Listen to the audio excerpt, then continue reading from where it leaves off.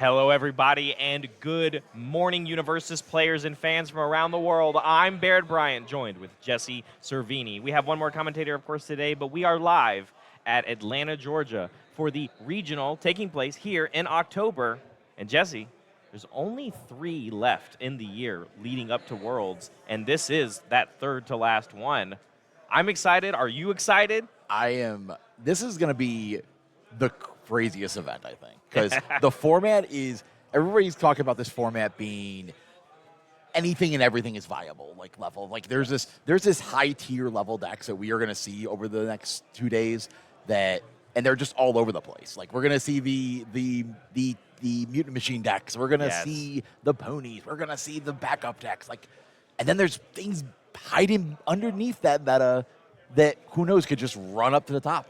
And the last event, because we have to talk about it, right? The last thing that we really saw just have success is finally characters like Godzilla coming tried and true, very, easily to play characters that come from the Godzilla starter decks. Rodan's making appearances again in top cuts from Phil Birch earlier. Overhaul coming out of the woodwork because of things like Massive Mutant Machine that you're talking about. I think this is so wide open, and there are some crazy good players here today. 131 players specifically here in Atlanta, Georgia. That means we're going to play 8 rounds of Swiss today, and we are going to do a top 16 for everybody tomorrow. So I'm excited to see all these decks. Jesse, you were saying not just a wide array, but if you had to pick a favorite, not necessarily a character or a player that you might think could win this whole thing, but a deck archetype, a style of play, because like you said, it's so broad right now. I expect the mutant machine deck. There is so many variables to that deck. There's the decks that play equipment heist and are trying to combo out multiple copies.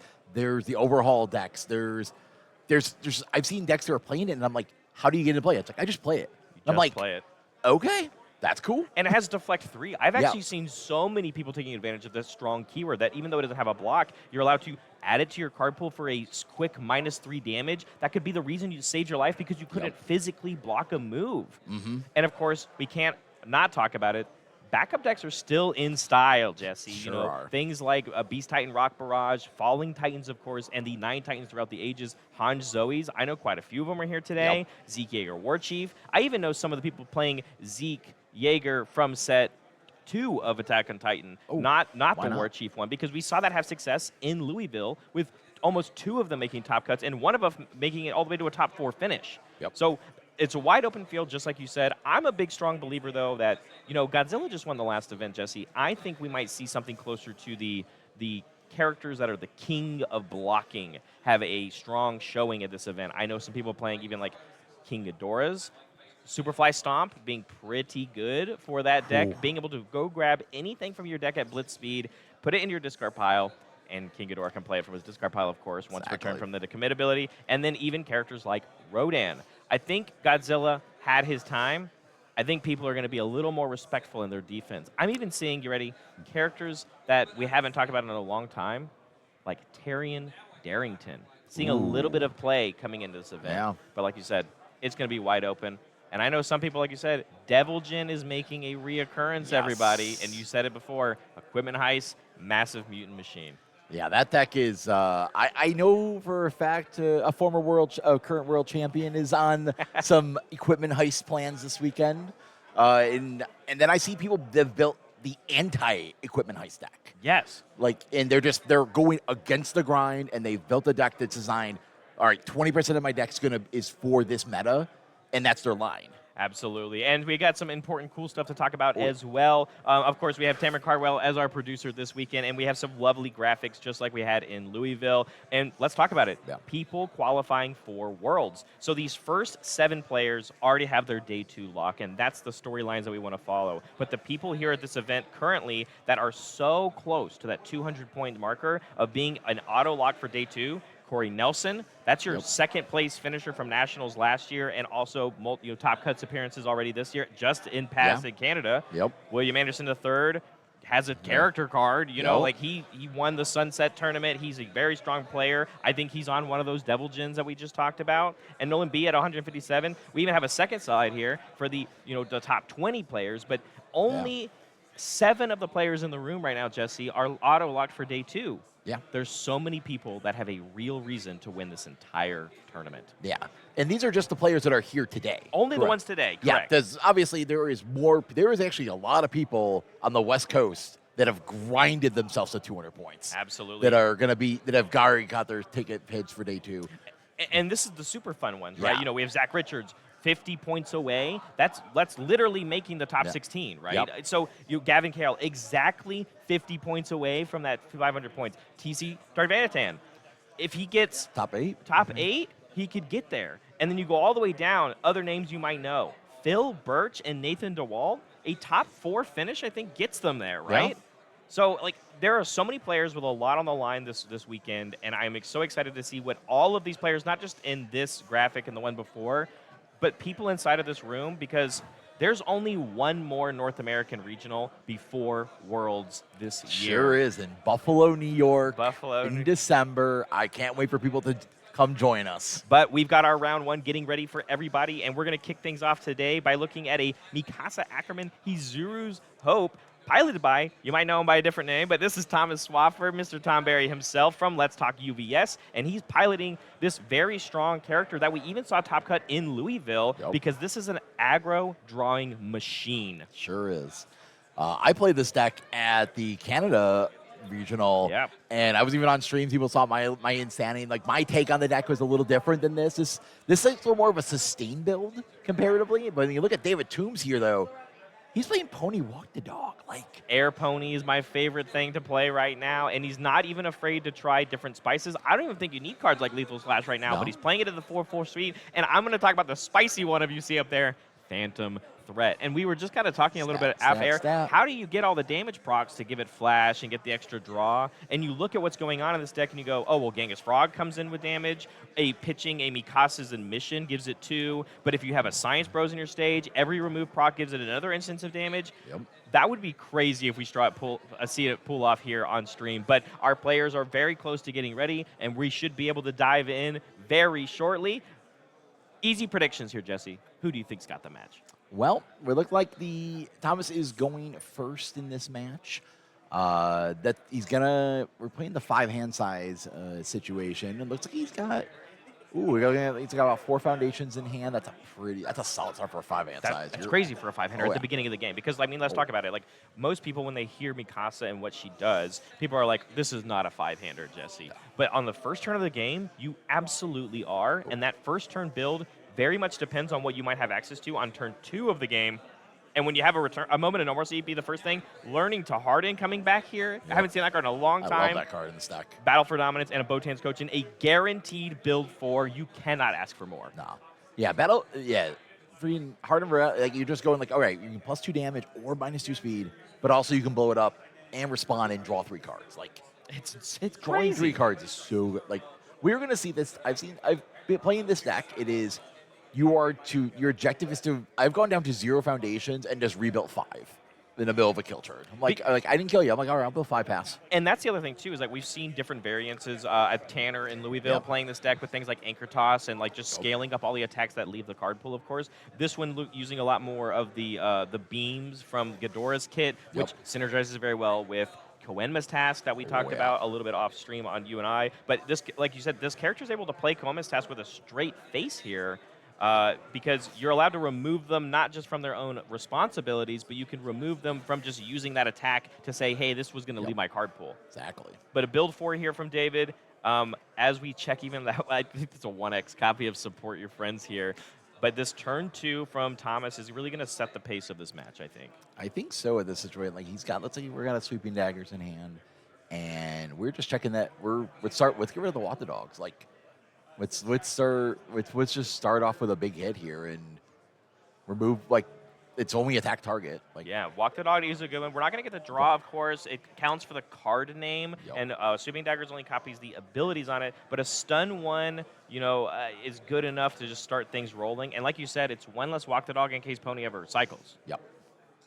Yeah, it looks like we're gonna probably we're gonna do the +2 damage on the learning to harden here. Yeah, we get our defensive pony enhanced because we kept it up, and it was a double feral streak on defense. So we have crazy access to not just cards in our hand to block with, but we're using them for speed hate, and I love this. David is not afraid to use these counters at the beginning of even turn 2. One of the biggest benefits of going second as pony is that you have access to these counters when you go offensively, but he's not afraid to use them for the minus speed here for the block. But there it is, like you said, Tom, destroyed our foundation in our stage, learning to harden, and we drew 3 cards. 1 from the learning to harden, 2 from Mikasa herself. Yeah, I think at this point, especially with that many cards in hand with David, I would just build out, and looks like that's what we're going to do. We drew 3 foundations off the draw effect. Let's just draw in here. And this might even be exactly what you're talking about, right? We drew 3 cards after blowing up 1 card in our stage. Why not just build as many foundations afterwards? We're going to check a 3 here on this 5 diff because of the progressive. Botan's on a 4, checks that one. So a build 4 after a poke, removing that, getting a pony or a horn counter off of Pony Tsunotori and double feral streak. Yeah. So I think it's a pretty good turn from Thomas, but David was able to sculpt pretty well, at least blocking with the foundation and using that double feral streak. Yeah. Now here's the best part about this Mikasa deck is you have Weapon Clash out. Weapon Clash is defensively, it's essentially flip draw 2. Yes. With more steps. And that's the one thing I love about this character. It's just like there's ways to just incremental advantage a little bit here and there. And that's where you're always looking for, is that little bit of advantage. Yeah, absolutely. And we're getting to selective committal here. We're going to be able to tap down this moment of normalcy, which matters because we're leading things off with that 1x Phantom threat here. And we might not have things like Genghis Frog in our stage quite yet, but with a removal of a Wish Heart, we're going to get our pony or horn counters here, getting the extra bonus draw.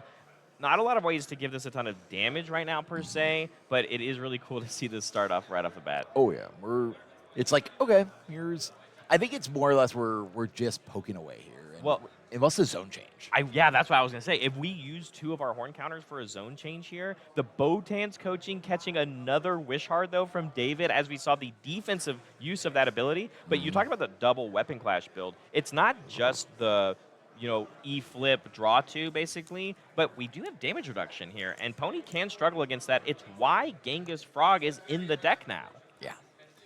Yeah, this is going to be an interesting looks like we're going to -2 speed. Looks like we're aiming to block this. With with 3 cards in hand, why not take a shot at it?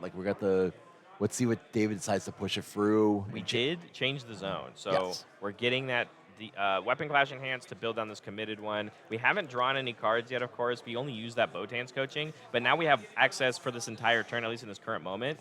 There it is, like you said, blow this up, draw 2, all because we flipped over Weapon Clash basically and didn't do any detriment to our stage.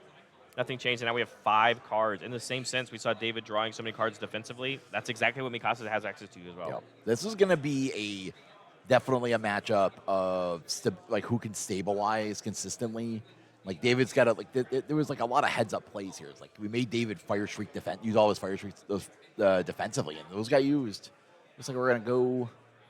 Timely counterattack block here. I only can assume with this it's going to be a partial, but with that +3 block modifier, we even saw David use another horn counter to give it +2 speed. So I think this was very much just supposed to be a poke.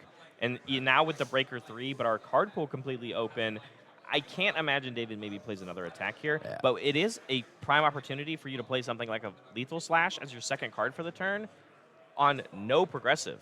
Yeah.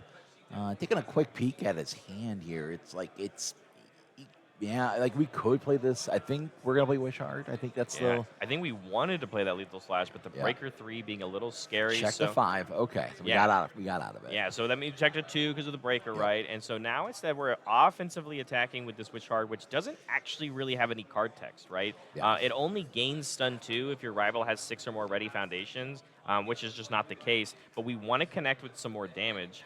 As we are pressing Weapon Clash, I believe, for -2. We did not do the draw effect. So this is going to be the world's weakest 2 damage move, He's like, I can take 2.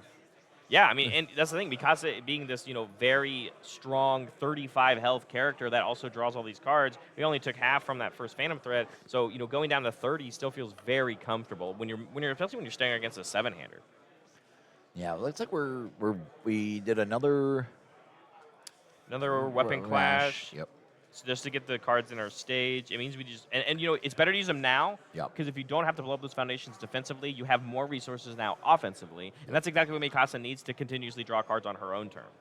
But it does connect for 2, and here we have a Lethal Slash coming down, and it just cares about being played as the second or greater card for the turn. So on a 5, checks just fine, and this is going to be able to draw us another card for David and start giving some more card pool clearing. Now going up to 4 horn counters because we used it. One of the cards we pitched being a Mikasa's Admission for +2 damage. We're going to be able to clear this Wish Hard, and then this Lethal Slash, after it resolves, will go away for another clean card pool. Yeah, this is let's see how far David gets in this attack line. Like we're just kind of doing the dance, as they say. Yeah, absolutely. And then with that clear, we get to respond with our pushing the advantage, give us another bonus card. We did see from Thomas's side, destroy a foundation for another draw 2. I mean, it makes sense, right? I mean, when it's just a 3-speed move, it's pretty easy to block. Maybe I can block this thing. But David, once again, using these horn counters very aggressively, give it 2 more speed. That might be aiming for this might be the back off point. Like we're making him block with Focus Gravity Beam, yeah. Like then that's kind of a linchpin attack in this deck where you're trying to play multiple attacks in a turn. Like you want to clear these.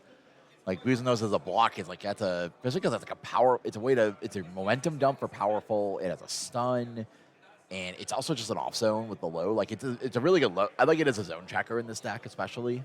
Yeah, but he's playing a lot of lows, actually. And it's also one of the only enablers, right, for that Koenma's testing that we talked about. So, losing access to that right away does feel a little bad, but maybe that's what David wanted because now there's so many committed foundations that this Walk the Dog is going to come in on a 4 difficulty attack. The stun one means that there is just no other cards accessible. Mikasa is now committed as well because of that block. And now we are going to start to try and run away with some real damage connecting here. Currently for 8.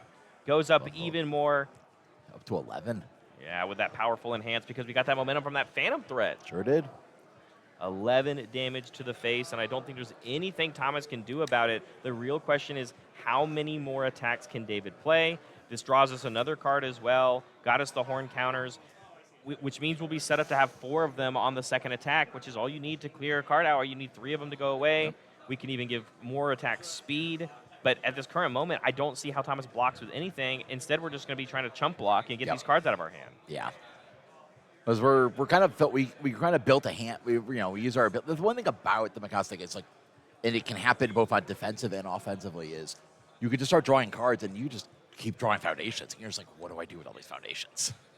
This really is the battle of draw.deck, huh, Jesse? Yeah.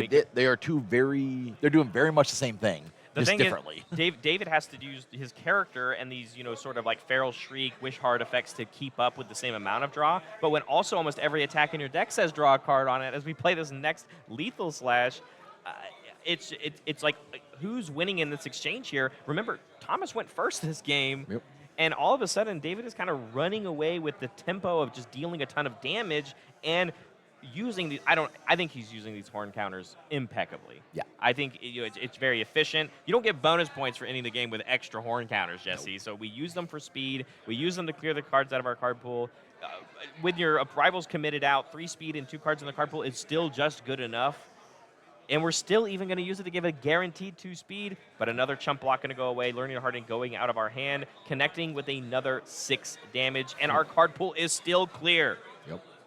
Electric Moth. For the refill, We did check a 2 on it, though. Yeah, we checked the 2. This might slow down David finally. It might just be the scarier situation of how many more can we play?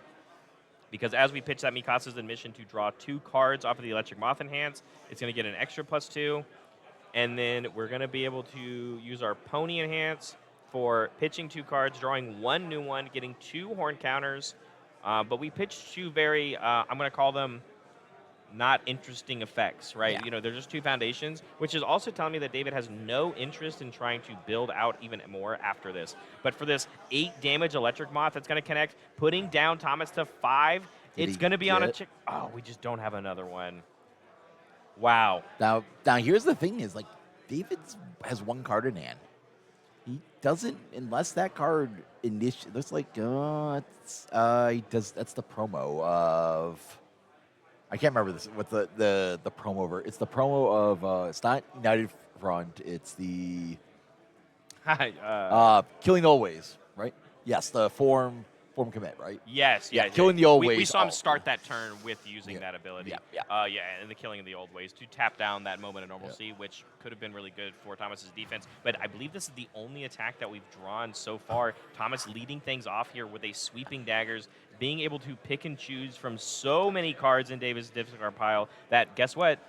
You're not only playing Mikasa as the draw deck, but you're playing against a character that says all of my attacks are going to help me draw cards as well. Yup. This Electric Moth, I think, seems to be a prime target because Thomas has to do something. He's at 5. We have to find more cards that can help us progress this game state and maybe try and even win this turn, because in this current moment, I don't know if I'd feel comfortable at all only at 5 against the pony. Yeah. It's like we're just doing a marker for abilities. We So have it's- stickered the text on top of this, as a way to describe it, on top of Ooh, the we're gonna sweeping burn daggers. for 1. We're gonna use the other blitz on sweeping dagger Yeah, remove 1 from our discard pile. with 21 health. We're down to 21 now for David. That's we'll take that. And remember too, we keep talking about the draw abilities of Mikasa, but she does give stats. Like you reveal a card from your hand, and as long as the weapon attack gains basically the block modifier, right? Yeah. And so this sweeping daggers is going to be able to get a little bit more stats involved with it. We can even use our learning to harden here, which has an offensive ability to commit for +2 damage, not just commit for -2 speed. And now it's committed for us to blow up and potentially draw more cards. Because remember, Thomas has to do something this turn. Yep. And I think our biggest detriment is, and we saw it or from using the block, right? Losing that focused gravity beam, we might just not be able to do it because we can't pass progressive. Yeah. It looks like we have looking at Thomas's hand here, he's kind of heavy on foundations and everything. It's like he needs to find some cards. We're seeing the enhance off the incompatible quirks as well Yep. for another -2 speed. We're showing off that signature foundation combo with this kind of reveal, the Survey Core Elite, Yep. which means when it's revealed, it also gives the bonus speed. So you basically, Thomas is going to be able to give +1, +3 to every attack that they play. And David still probably thinks he can, block this one because it's only a 2 mid right now. Yep. Yeah, Thomas is his hand. I think he's got 2 attacks currently, and that's what we're hoping to get somewhere with. Yeah, getting that full block from the Science Bros that David Toon had in our hand. And now it is just based off of the attacks that Thomas has access to. Horseback Charge coming in here. Not one of the most flashy moves, but its blitz ability says that we can blow up one of our ready foundations, draw a card, and then the next foundation we play is going to be able to build, which is really cool for being able to sneak in some really unique effects that could help us push a little bit more. Things like learning to harden. Yep. But the Horseback Charge itself is only a 2 low for 3. We are going to give it the +1, +3 like we talked about. So this is going to be for 6, putting probably David down to 14. Man, we're just gonna burn away our stage here. We need to We find. have to. We have to win this turn, I Yep. think. David's wide open. Yeah. We gotta go. We get to weave in a foundation here. I don't know if you risk it for a 2-diff, but we do want the extra bonus effect. And it checks, so that Risk feels for the really biscuit. good. We got it. Learning to harden back in the stage. Again, more damage and more draw for us. And so next is on a +2 progressive. We've got the Mikasa's Fatal Cleave coming in, which is going to help maybe deal some damage to the stage. But checking a 3 on it, again, now the only card we have access to is that Learning to Harden that we just built down. This 4 low for 4. We can give it the 1-3 like we said. We can blow up this committed foundation, draw 2 cards, keeping the Learning to Harden ready, which can give us 2 more damage. But this is only going to get up to 7. David's at 14. We have to play 1 more. Yeah, and we can't use. Right now, we have to check a 6. We have to bank a 6, I think. Here. A 3 diff would be on a 6. You could check a 5 on a 3 diff. That would be enough. Another Horseback Charge or something like a timely counterattack that we saw as a block trick. But with that Mikasa, Horseback Charge on a 6. But we check a 3. And with that, the offensive onslaught from Thomas is not enough. Passing back to David in single-digit health. Yeah. The one difference between Thomas's version and the more all-in heavy clear version is the progressive difficulty adds up to you really Yes. quick. I do like the idea of playing Horseback Charge to swap out your best foundations in hand, but you get stuck with where you're playing things on a 6 diff and you're just tap your board and you're out the turn. Mikasa fans at home lamenting by the game basically being decided by that 3 check in that exact moment, as we are leading things off here with a Hunter's Ally on David's side of the table, which is going to build us in an ally from our discard pile, which can either be something like this Genghis Frog that we just built for extra 3 damage. Every attack is going to present lethal for Thomas. We're able to use Pony's Enhance, give us 2 more horn counters. We can give this +2 speed, probably forcing out the defensive enhance from the Learning to Harden, and even then it's still a 4 high, and you basically have to feel like you have to full block this.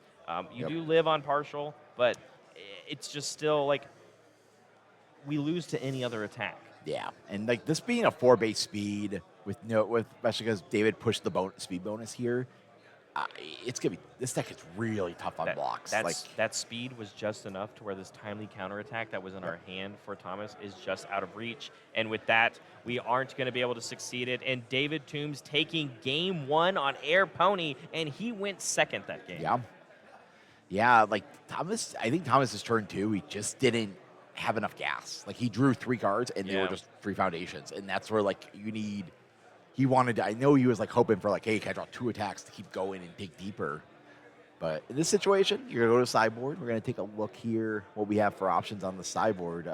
Definitely can agree with a lot of this. Yeah, I mean, the biggest ones here I want to talk about is we're playing a death character. And I want to, before we really get into the cards, it's I think one of the biggest things you were talking about on people's choice for characters for this event or things or symbols to be playing, there's a real reason to pick a death character on our format right now because it has a lot of answers to not just good characters, but good things like the equipment heist decks or the asset building things or even the backup decks, right? So I want to talk about, because I think this card's very good against Pony, Hero's Upbringing.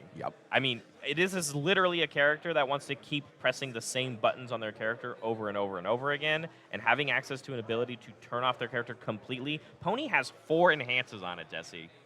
And this card just says, nope, you're done for the turn. Please stop, offensively or defensively.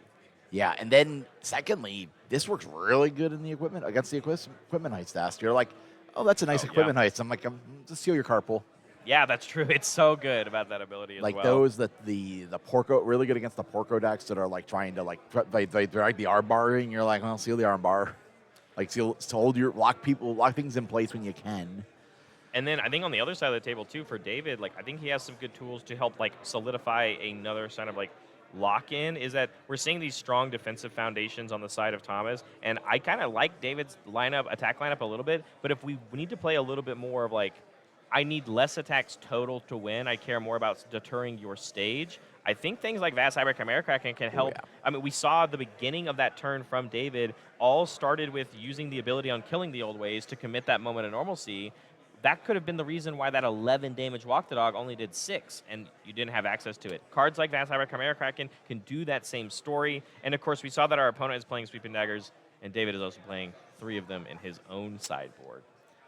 Yeah, like I like Sweeping Daggers. I think the Sweeping Daggers in Pony, like in the sideboard, is probably the right spot for it, especially with this style of a deck where, like, hey, I'm playing damage over the control pieces, where like as What the Dog just chunks. Like that's a thing Pony doesn't, like 6 damage, and if you have momentum loading, it's like Pony producing 9 damage is ridiculous. And that's the whole reason why people are playing the deck again, is because all of a sudden now you have access to a backup that says, I'm doing my Godzilla impersonation. I have 3 damage stickered on everything because of Genghis Frog. So, yeah, 100%. And I think you're right. I think in game 1, especially playing as the Pony deck, you want to have as most consistency on all these cards that draw you cards or do the synergies that Pony wants to do.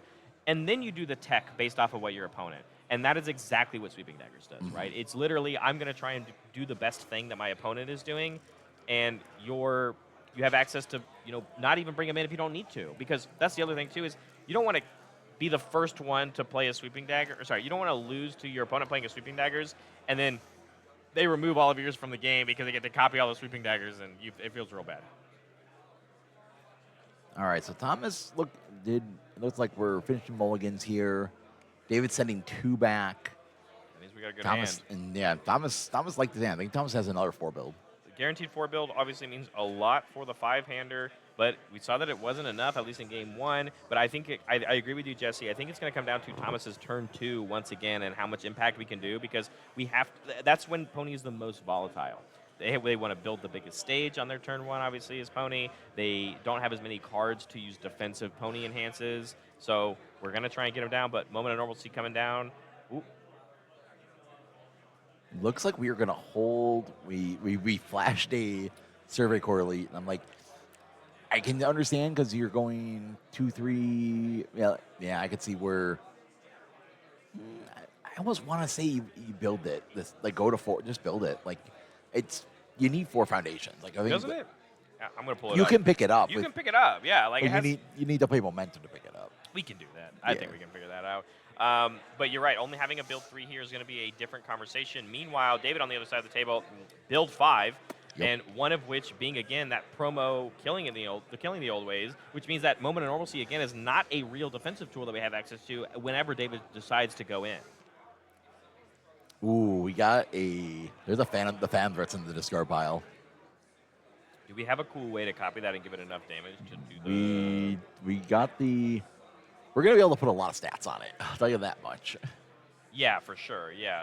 And it looks like that is going to be the choice that we get rid of. Again, remember everybody at home, it's just a 1-of in this deck, and we Yep. saw it in the beginning of both of these games, either in this game in the discard pile and in David's hand in the first one. So, Phantom Threat coming in here, it's going to be able to get even like a little bit of bonus speed because we give it damage. It has that responsibility. After it receives a damage bonus, you give it +1 speed, and if you do it 5 times. But Pony being committed here to do that 5 build means this is kind of like free reign for Thomas to kind of really take away for turn 2, as the 1/3 is going to come in, respond. As it receives a damage bonus, you can give it another speed. But we did have a minus damage come through because of a Mikasa's admission, because Thomas used an aggressive Botan's coaching. Yep. And it looks like we're gonna draw here. We're gonna blow up the draw 2. Are we gonna flip pushing the limits or not? Is the question. Yeah, We looks like the ability to go ahead and resolves, right? Yep. So I think we're just going to keep our stage a little healthy and also face up. I can only imagine this is probably maybe going to be another poke. It's only going to be for 5 here because of the damage reduction. Yeah, I think we're just poking for 5 and Probably building. yeah, like that's the best thing to do here. Yep, there it is. Going down to 17, which is, better than what we did at least last game on just like getting damage on the board early, because 17 is a lot easier to deal with 22. But this is the most vulnerable that we've seen David probably be in this whole match, at least at this current point, which makes sense, right? It's turn 2 still. But there it is. Now we're going to build down that Survey Core Elite just to have an extra card on our stage, and we just got ourselves a momentum. So we have a way to pick it up, of course. And then building other cards like Rabbit Finesse and Survey Core Hope for Parodies, which is so good in this deck. Yeah, just like repeatable, ready this on block trick. And it also is just a 2/6/2 mid block, and it's also got the weapon keyword, so it works with your character as well. Yep. So it feels very good. It feels like you can block forever sometimes, as long as you have more than one of these in your stage. But with speed hate cards like the Rabbit Finesse that we built, it also feels pretty good because we have this reusable resource like the Survey Core. All right, we're going to go for it. We're killing in the old ways form ability at the beginning of the turn. We're going to tap down something. You guys, you want to pick this Survey Core parody? I think we're going to be.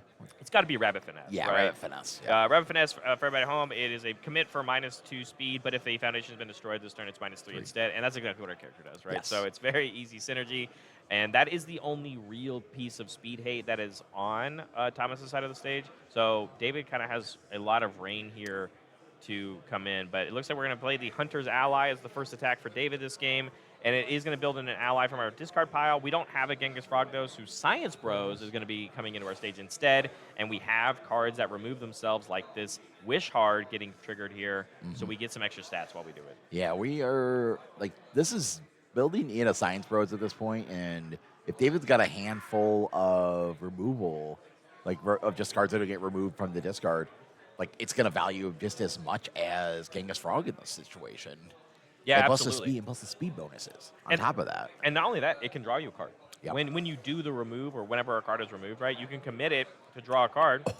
We're even doing the extra response here from, I got to pull it up because, it is, I think, just a 1-of in this deck, but the support of your friends response before your opponent's block step, you can give this +2/+2, which all of a sudden we have given this, because it's a remove trigger, so Science Bros gives it another 1/1. It's actually for +3/+3, and all of a sudden we've dealt a whopping 11 damage right off the bat again to Thomas, and that wasn't a walk the dog. That was just a chunky Hunter's Ally. And then we're getting here with some Electric Moth. Yeah, extra follow-up here. And again, if it's things like Lethal Slash, your electric moths aren't actually going to be 3 high for 4s. Every remove proc you can find, Science Bros gives it a little bit more stats. Really efficient, feels very good. And, I mean, this is what people were doing before Genghis Frog came out. They were using Science Bros inside of the pony list, and now we're seeing it again. Mikasa's admission, +2 damage. But wait, I removed a card, +1/+1. So doing your very own Mikasa impersonation whenever they show off the Survey Corps Elite, you're giving +1/+3 to everything because you have a Science Bros in your stage. I mean, why not both? You have the option. Why not play both? We have our 3 horn counters as well, so we're able to spend those and clear out this Hunter's Ally we connected with, responding with our push the advantage. Yes, and then we will draw a bonus card. Man, we had 2 of them. I didn't even see the second one. So, Yeah, David's hand is quite fresh, and we are looking at, oh, wow. He's got pre-attacks in hand. You got a Lethal Slash, a Wish Hard, and a Walk the Dog. it is going to be a little tricky, right, though, because we are using these horn counters so aggressively. We are going to go for that great block, though, off of the Focus Gravity Beam with that 1 high. It is enough to block this, but we checked a 3, so we are going to have to commit out except for our character. But because of Hope Paradis, we get to ready it up after we successfully block. So maybe have the potential to block some more, but Lethal Slash here on a 5, it checks. And again, this is going to draw us a card. We have the option to use our Pony Enhance here, but this one currently only going to be for a 3 high for 4 unless we find more remove procs. Hey, look, another Wish Hard. Ooh, that's pretty good, though. This is the 3rd instance of Science Bros being used. Yep. So we get to respond with this hero's upbringing. And so we get to choose to seal a card in. We seal the character. It just straight up seals the character. It only seals the character. You're right. So the character is sealed. The effect will still resolve, of course. So we still have the 2 horn counters, but we have no way of spending them. I think that's pretty good defense. The question now, though, is extra card pool and Thomas's card pool. Can David pull something off just with the help of what your attacks do in this deck, as Thomas is at 24 and probably has no hope of blocking another move? Yeah, like this is like, all right, we're going to take 5 here. That gets removed. Like we could, the thing is Thomas only has 2 committed foundations, so like that Walk the Dog's on a 6/7 with progressive. Yeah, very difficult to play the Walk the Dogs. I wonder, because there's a moment here where David could choose to respond with the Science Bros to draw a card on the removal of the Lethal Slash, and it like could maybe give you a pivot on like, do you want to just stop the turn? You know, Hero's Upbringing probably did its job, you know, of keeping Thomas alive. And it looks like David is just going to choose to build. And of course, because one of those cards being incompatible quirks, we now have another card in our stage that helps us give extra triggers of Science Bros and still readies our board while doing so. As you pass back to Thomas, Thomas only has 3 foundations. Aggressively, and especially in this variant of Mikasa we've already talked about, Jesse, progressive difficulty is very real, and especially checking a 3 right off the bat on the sweeping daggers, it's going to be scary to even feel like you can get through 17. Yeah, it's going to be a tough one here for Thomas. He's got to find some value here. Like he's definitely committing foundation. Like I would definitely be the spot where we're going to blow up the Survey Corps Elite, respond with push the limits and draw a card, draw an extra card type of situation, and then see where the hand is at that point. Yeah, we do have another Sweeping Daggers, of course, so we can at least burn 1 guaranteed, going down to 16 to deal with. But the question is, like, do we pick something that is, like, meaningful in the idea of, like, trying to do some damage? Like, we could sticker Powerful onto this by copying the Walk the Dog. Yeah, I think we're going to take the Electric Moth route. Yeah, try to value as many cards as possible. Trying to draw, find more ways to get through. But the Sweeping Daggers is going to be in our card pool basically the entire turn.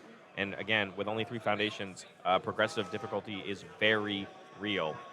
There is that Survey Corps Elite giving us a nice +1/+3 because of the reveal effect, as well as the block modifier on the card. Pony being unsealed now because we've passed turn, giving -2 speed. David saying, hey, I'm still going to play good defense. We blew up the Survey Corps Elite, just like you said, Jesse. We're going to draw 2 more cards and then respond with our pushing the advantage. Yeah, this is... Pushing the limit. Yeah, pushing the limit. Sorry. Yeah, they're pushing something. Push here. the advantage, pushing the limit. Yes. Exactly.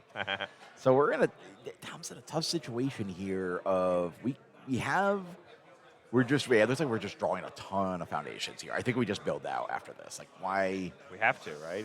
I don't want to give David any opportunity. Like, he doesn't. If David didn't activate Pony here, like to No, try we to didn't. net any counter. So it's like, is David selling that, like, hey, I am filled to the brim on attacks? I mean, it might be, but it's like you said, if it's something like a walk the dog, if we don't have a big enough stage and if it's not committed, those are pretty hard to play. Yep. But we did get the block, though, with a Science Bros with a very strong block. We did, of course, check a 3-check from the Enough Talk, but dealing no damage there for Thomas. Can't feel the greatest, but we are building some meaningful foundations, but also not checking the best on that. As we pulled a Botan's Coaching, we have the Learning to Harden coming down, so the Always Cool, I think, could be pretty clutch, but, I mean, it's only clutch in the sense of, like, you have to really read what's going on because, like, how many procs of Science Bros can go off in one attack based off of what's in David's hand. You have to really read ahead of time if you're going to use that Always Cool. But it could also just be add to our card pool for 2 more foundations, which goes a long way in a character like Mikasa. Yeah, this is looks like we're going to lead off the Electric Moth here, and we are going to power draw off this. Yeah. Discard a card for draw 2. We used a Feral Shriek, so it is draw 3, and we get a 1/1 from our Science Bros. And all of a sudden, it is already starting to look very scary because we still haven't used our Pony Enhance. If we have any more cards that remove themselves, things like Unabashed Manner, and things like more, so there it is. We're going to add the Always Cool into our card pool to build the top 2 cards of our deck. That progressive difficulty could be really important, though, for blocking. The double remove proc here, Wish Hard plus Unabashed Manner, 2 damage to the next attack, drawing another new card, so it'll be Pony Enhance for 2 horn counters, draw 2 cards, +2/+2, and 2 to the next. And so all of a sudden, we have Electric Moths that are, instead of 3 high for 4s, they are 6 high for 7s. Why not? Like, get in there with the Moth. Like, it's gonna do some work here. I mean, It was the biggest reason why I didn't like Earth Pony in the old formats. yeah. It was always a 3 high for 4. Yeah. Now with Science Bros coming out from Critical Role at the beginning of this year, and now with Genghis Frog, like there's real reasons to play these weaker attacks because you make them bigger. But it is going to connect, pushing Thomas down to 12, and here we have a followed up Hunter's Ally on a 6, checks a 3, but because we built that incompatible quirks from the turn before, you don't feel as bad anymore checking poorly when David's stage looks so good. Genghis Frog coming in, and now we have +3 damage to all of our moves for the rest of the turn. And remember that Unabashed Manner giving us the extra 1/1 because it removes a card as cost from your stage to do the thing, up to ready the incompatible quirks, and it's getting very scary very quick. This is now for 11 damage. It is currently 1 off for being lethal. I don't think David, at least that I can see, unless we have another remove proc in our hand from using the Pony Enhance here, coming up. Ooh. Like, look at David's hand. Look at Tom's hand right there. He's got options, but David's just got gas. Yeah, I don't think he has a remove proc, though. It's going to be so hard, but we're just using our horn counters offensively to give even more stats, to give more speed, forcing more tools out of Thomas. I can only imagine the Learning to Harden comes through for -2 speed. There it is. Putting this back down to 5 high, but again, we still haven't pressed the Pony Enhance. David's hand is filled to the brim with cards. Yep. Oh, I thought Mikasa was a... Yeah, we do have the Hero's Upbringing, but we have to play an ability 3 times. Yep. We're getting a clear? Is that what we did? Yep, we did a clear and draw. Oh, yep, yeah, we cleared our Electric Moth, and then we had that push the advantage to draw a bonus card here. And then we're going to go for that block. Again, with that Focus Gravity Beam, having that 1 high block feels a lot better. Having to commit 1 down, or 2 down, sorry, but the Hope Parity will come back, which feels a lot better. And we definitely saved 11 health there. Lethal Slash, though, coming in here on a 5. But again, things like Incompatible Quirks really help us continue to play all these cards out. And this is the probably best one to play here because we have no horn counters. Yeah. He's saying they builds horn count. Like, that's one of the cards that, like, really pushed Pony up a notch at that point. Was like, hey, Pony is viable because of this card existing. We did play our 3rd instance of the ability on Science Bros, but I think we're just not allowed to put the card in our card pool, Jesse. Oh, wait, no, it looks like now we're getting... We could have played this earlier, I think. Yeah. We could have played this, I think, on the 3rd response of Science Bros for the turn. Yep. And so we're going to seal out. Yeah, sealing it out, but we did check a 3 on the Hero's Upbringing, right? And it also still makes you blow one up to do the effect. So again, stage and now a card in our card pool as well. I don't think Thomas can block anything else this turn realistically, even though Pony is now sealed for the turn. This is still an 8 damage lethal slash. Yep. One more move after this is it. Yep. This is looking very much in David Toombs' favor here, especially with -3 now difficulty. Yeah, I think we got. Yeah, this is the time to go for it. Yeah, there it is. Walk the dog on only +1 difficulty. And that's going to be the match. 5, 6, it checks, and then we show the hand with what it is a triple timely counterattack. Yep. Game 2 and the match going to David Toombs playing Air Pony Tsunotori. And I've always got a horse in the race, Jesse, and that horse is now 1-0 going into the Atlanta Regional. Yeah, this match definitely shows David definitely came prepared for this format, for this deck. He's like, we always crack on David Toombs for like making 9th place bubble. 9th place bubbles, IDing to not make top cuts. We've seen him do this, but I think this is a good start. Like 1-0, get that first win out of the way. I mean, he had a really good run, I think, in Louisville playing peak. And Yeah. we saw him on stream absolutely decimate his opponent. So, but you're not necessarily making the top cut in that event. It makes a lot of sense. But with this being a top 16 event, really good chances here, starting things off with a win. And again, things like Mikasa, Ackerman, Hizuru's Hope, and Thomas himself are not out of the running. It's round 1, Jesse, and we have so much more UnIVersus to play. And I think we've got some fun stuff to go ahead and share with our viewers. Yeah, I think so. We're waiting for the productions about to send us over some fun stats of information for the weekend. We're just waiting for everything to populate for us here. Yeah. I mean, I can't wait to see. I want to see the stat. I want to know what our breakdown is. I do too. Over under on 15% of the representation of Devil Jin, Jesse. I'm gonna take the under. I think I'm also gonna say under. but it's going to be close. Someone told me otherwise. Somebody thinks that there's going to be. Oh, sorry, everybody. My tea is in the shot. Someone told me that they think that there's going to be like 20. Look at him. Look at that. Look at that smile. We're going to have David actually come over here for a second. We're going to have a quick question for him. Yeah, we're going to hand you this mic right here, David. David, congratulations on your round 1 win. I've always got a good horse in the race, I would say. Everybody at home, of course, loves you. You make content for the game, of course. David, why Air Pony? And not only just that, the Phantom Thread is so cool. The Phantom Thread was because my best performance as a player was with Mirio. And I just loved the card, and so I was actually testing it, and Enough Talk was doing much better. But I threw in the 1 Phantom Threat for good luck because it feels walk the dog. Yeah. And I think a lot of pony players leave Walk the Dog at home, which is one of the best reasons to play Air. Yes. You can always side it out. You just mainboard it and side it out if it's not consistent. Jesse was literally talking about it because of the sweeping daggers, the vast hybrids you have.